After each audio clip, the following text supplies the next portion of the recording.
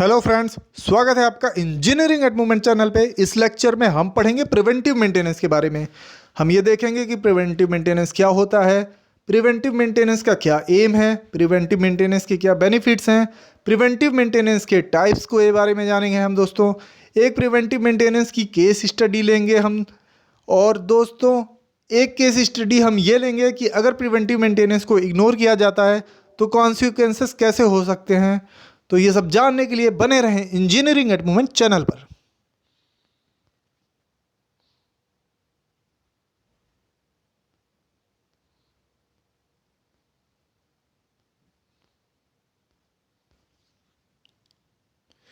दोस्तों, preventive maintenance एक routine maintenance होता है किसी भी इक्विपमेंट का, कि उसके फेलियर को रिड्यूस करने के लिए, यानी उसके फेलियर के चांसेस को रिड्यूस करने के लिए एक इक्विपमेंट का ये रूटीन मेंटेनेंस होता है।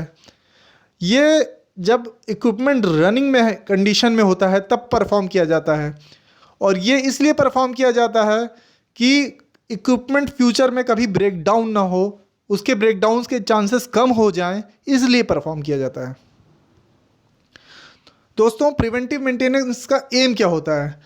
प्रिवेंटिव मेंटेनेंस से एक प्रैक्टिस डेवलप करने की कोशिश की जाती है परफॉर्मेंस और सेफ्टी, इक्विपमेंट की परफॉर्मेंस और सेफ्टी को इम्प्रूव करने की। अब अगर हम एक केस स्टडी लेंगे इंजन के प्रिवेंटिव मेंटेनेंस की, तो अगर हम इंजन का प्रिवेंटिव मेंटेनेंस कर रहे हैं दोस्तों, तो हमें 4 पॉइंट्स मेनली याद रखना होगा कि इंजन क्लीन होना चाहिए, इंजन का स्पार्क प्लग हम रेगुलरली क्लीन करेंगे, प्रॉपर लुब्रिकेशन हो रहा है इंजन में कि नहीं, ये चेक करना है, और इंजन का ऑयल चेंज करेंगे, हम इंजन ऑयल चेंज करेंगे। प्रिवेंटिव मेंटेनेंस फ्रेंड्स दो तरह का होता है, एक होता है टाइम बेस्ड प्रिवेंटिव मेंटेनेंस, एक होता है usage based preventive maintenance. Time based preventive maintenance का एग्जांपल है दोस्तों, जैसे कोई व्हीकल है, उसका टाइम बेस्ड प्रिवेंटिव मेंटेनेंस किया जाता है।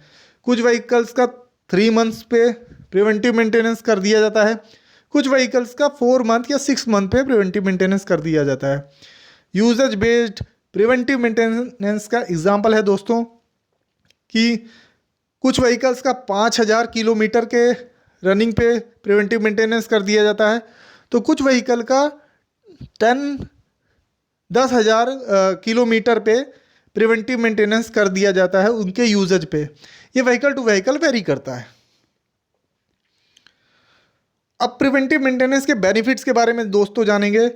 प्रिवेंटिव मेंटेनेंस इक्विपमेंट के अप टाइम को इंक्रीज करता है दोस्तों, क्योंकि उसमें फेलियर्स बहुत कम आते हैं प्रिवेंटिव मेंटेनेंस करने पे। ये इक्विपमेंट को गुड कंडीशन में रखता है और बड़ी प्रॉब्लम्स को रोकता है ये होने से।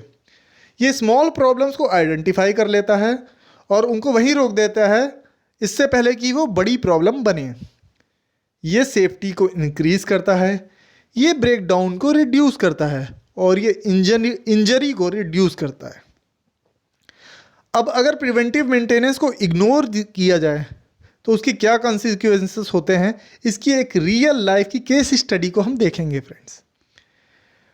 तो दोस्तों, फ्लाइट 611 का क्रैश एक केस स्टडी हम देखेंगे दोस्तों।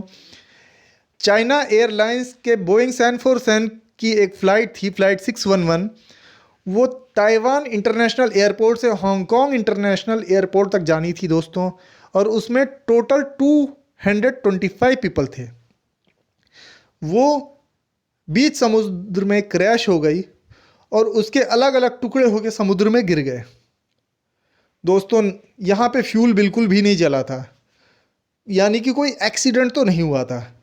तो इन्वेस्टिगेशन होने पे पता चला कि इस फ्लाइट से कुछ सालों पहले ये एक बार फ्लाई की थी, और फ्लाई करने से पहले इसकी टेल रनवे से टकरा गई थी। वहाँ पे उसकी फ्लाई को रोक दिया गया था और इसका मेंटेनेंस किया गया था। उसके टेल टकराने पे उसमें एक क्रैक आ गया था, तो उस क्रैक को ग्लू से चिपका के उस पर एक शीट से उसे कवर कर दिया गया था टेल को।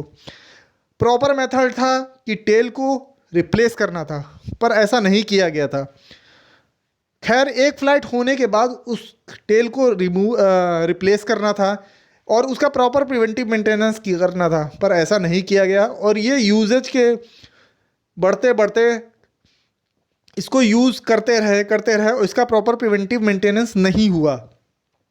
तो कुछ फ्लाइट्स के बाद, कुछ सालों बाद 611 क्रैश हो गई और उसमें 225 पीपल की डेथ हो गई। तो प्रिवेंटिव मेंटेनेंस का ये एक बहुत इंपॉर्टेंट एग्जांपल है कि अगर प्रिवेंटिव मेंटेनेंस नहीं किया जाता प्रॉपर तरीके से तो उसके कॉन्सिक्वेंसेस बहुत बुरे हो जाते हैं। आई होप फ्रेंड्स आपको मेरा ये लेक्चर पसंद आया होगा। इंजीनियरिंग एट मोमेंट चैनल पे मैं आपके लिए ऐसे और भी लेक्चर लाता रहूँगा।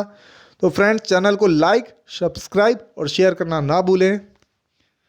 Thank you.